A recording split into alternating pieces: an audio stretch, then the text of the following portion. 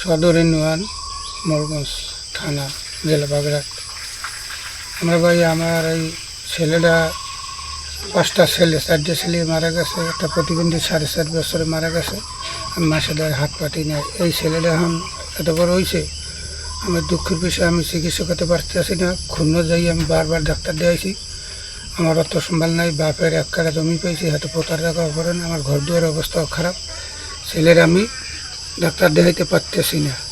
আমি এই কারণে আমি মানুষের ধারে আর্থিক সাহায্যের জন্য আমি অসুস্থ হয়ে খিঁচুনি রোগে আক্রান্ত হয়েছে। প্রথম হইলে এই নিউমোনিয়া হয়েছিল, নিউমোনিয়ার পরে এই খিঁচুনি রোগ হয়েছে। খিঁচুনি রোগের পরে তো খেস্তে খেস্তে পড়ে যায়, ওষুধ খাওয়াই কোনো কাজে আসে না।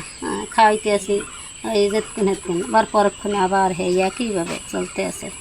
জ্বর আসে, খিঁচুনি আসে, এই যে সব জায়গায় এদিক সেদিক যায়, ঘর দুয়ার ভেঙেছি, হস্ত নষ্ট করবো আর পিছনে দৌড়িতে আসি। কারণ তো টাকা পয়সাও নেই, কীভাবে সংসার আদি চালাবার, কীভাবে এই ছেলের ওষুধ খাইয়ে বাঁচাই রাখবো, এর তো কোনো ব্যবস্থাই নেই। ছেলে এরকম বারবার খেঁচতে খেঁচতে পড়ে যায়, অথচ ডাক্তার দেয়, পয়সা করি আমরা সবই যায়, ডাক্তাররা দেয়, কিন্তু ছেলে কোনো নিয়ন্ত্রণে আসে না।